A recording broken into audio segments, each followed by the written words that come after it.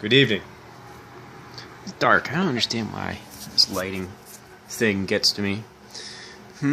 Okay, I don't have glasses on because I'm getting an extreme glare off this window, and it also glares off the top of my balding forehead. But what I have to show you is this little puppy, and this little puppy I'm taking out of box now. This is my reverse osmosis machine. Does 5 gallons, little 5-gallon holding tank. I brew 5 gallons of beer at a time, so it is perfect for me. I love you, tank. Oh, good tank. So what this allows me to do is take any water, could be shitty water, could be city water, could be any water, reverse osmosis, take everything out, make it pure water, and you can make any water you want in the world. And I'm not the first one to figure this out. There's many breweries that already do it, so you just take the good ideas and make your own brewery. So what you can do is strip the water, look up city water records from anywhere. So say you want to make an Irish Red, say you want to clone a particular famous stout made in Ireland, you look up the city's water records and you make their water. Now, the only thing you have to worry about is what the brewer might add in at the mash, the monster mash. So, I mean, unless you got it in, that's a tough one. So a famous, I don't know, any brewery that's out there, they might take the water that they already have and add to it. And once you turn that into beer, you ain't going to find no minerals because there's going to be all that other shit in there that you can't figure out. So that's interesting. But like certain beers, like a red beer, require a different kind of water to make it that really red color. So I've seen people be unsuccessful. You might use all the right kinds of rye, the right kinds of yeast. It doesn't matter, and you can't get that red color. That's because you're not using the right water. But that's besides the point. I don't know. I'm going to work with this 5-gallon system. Talk to a dude about the canning line, because that's what I'm going to do is can all my beer. Forget kegs. It's a waste of money. All you do is chase kegs around all day. So you get the canning system. You can stock the cans. They don't take up much space. You put the beer in a can. You hand the can to the customer and forget about it. And then all in your brewery, say if they want it in a glass, you put it in a glass. That's fine. Heady Topper is probably one of the more famous beers that are out there, and they tell you right on the can not to put it in a glass. It's ugly. And that's cool to me though, because then you have to filter your beer.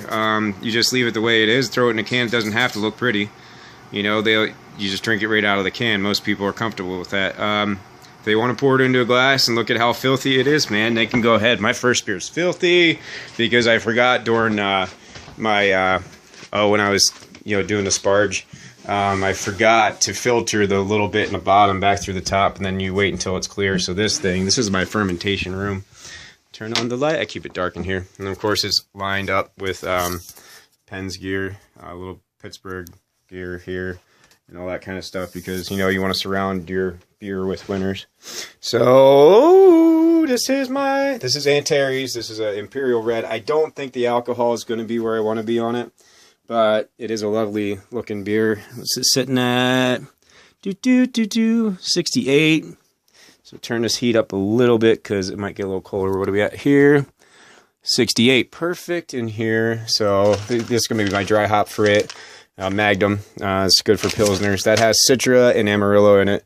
And then you can see all the sediment in here. So I'm not ending up with as much beer as I thought I would, but that's fine.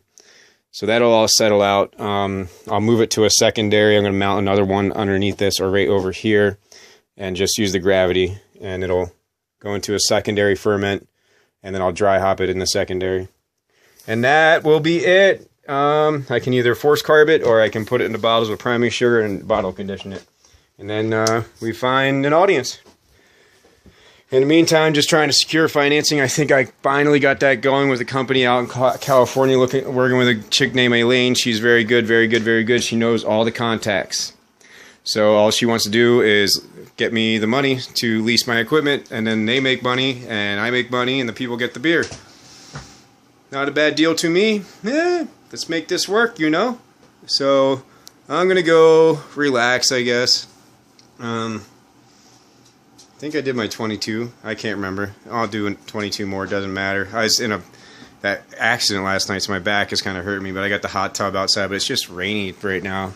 But you're in a hot tub, it's wet. So, I mean, what's just getting more wet? Look at it. Look at it. There's my windmill spinning out there. There's Kirby's truck. But yeah, it's a beautiful day. Anyway, you guys have a good day. I'm gonna get out of here.